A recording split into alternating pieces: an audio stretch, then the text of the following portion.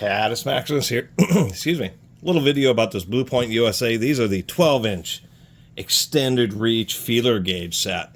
So this is a relatively bog standard feeler set, except for it's a little unwieldy, particularly with the really thin ones. They really get beat up, and in the case of this one, they are a little bit kinked and a little bit wrinkled, but that's just the way it goes. You have to take your vegetables with the good stuff. These are, or exist, simply because standard feeler gauges, or even longer ones, kind of like this industrial valve lash one, which gives you a little bit of a longer reach through the handle portion, or even this Starrett service feeler gauge set, which has a bit longer leaves. There's a lot of situations, whether it's aligning motors, rebuilding gearboxes, seating larger bearings, where you need a long feeler gauge just to make sure everything is as it should be. Either determining how close something is, or making sure that the gap isn't too wide, such as reassembling large machinery, gear cases and assemblies, making sure everything's tight enough. So this actually goes from 0.038 millimeter, or 1.5 thousandths of an inch.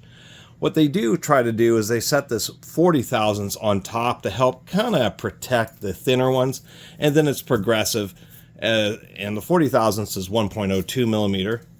And then we have most of the common sizes, the, up through 8 and 10 thousandths, and by individual thousandths on some sizes, such as when we go to 15, 16, 17, etc., that are most common. And then some of the larger sizes, like we jump from 21 to 25, 27, 30, and then once again, the 40 thousandths. It's easier with these gauges to fan a couple of them together and be able to do some kind of a, an addition. Like in this case, we could add 15 to the 25 thousandths, and there's just enough flex in these gauges where you can put them both together, and now you have 35 thousandths, and it's just a little bit easier to deal with that on a set like this. You just have to make sure to be really delicate with these thin ones. A lot of times it's much easier to kind of vertically hold it and then slowly try to get these leaves to want to kind of cooperate and seat in there. They don't always really want to, and so it's just a little bit of fiddle-faddling with these. There we go. And that's how the thin ones get so beat up. So 45 bucks. Well, I paid 10 bucks. Great deal. All the gauges are totally serviceable in this set. 45 bucks new, so Snap-on isn't charging a huge amount for these. As we can see, this is the FBL 325A. But just like any other mechanical assembly, or like trying to build a car out of individual parts, one nice thing about this gauge set is Snap-on sells all the individual sheets. So if you mess one up or fold it or just need to replace it, you can buy an individual sheet. But they charge a pretty penny, between $6 and $10 for these individual gauges. And actually, I went and added it up, and if you were to build this gauge set out of individual parts, it'd be 190 bucks. So actually, 45 isn't that bad of a price in that perspective. And in generally speaking, for an American-made 12-inch feeler gauge set, surprisingly enough, Snap-on isn't working you for these. Maybe because they're used a lot, they sell a lot more of these than, I would initially think.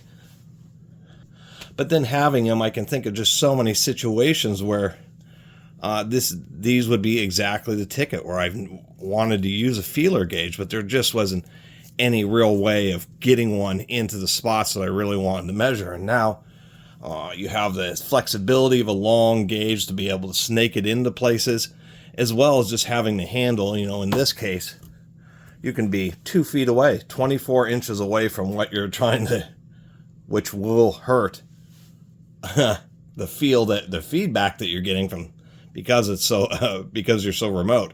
But nonetheless, it just allows you to use them in so many situations that just none of these smaller gauges, or even a standard set, just the standard little 4-inch sets, could never come close to. It does have a little threaded thumb wheel to attempt to tighten it down to prevent the gauges from swinging around too much. and we even have a date code there. So that's my little review. I'm actually pretty stoked to add these to my arsenal of tools and feeler gauges.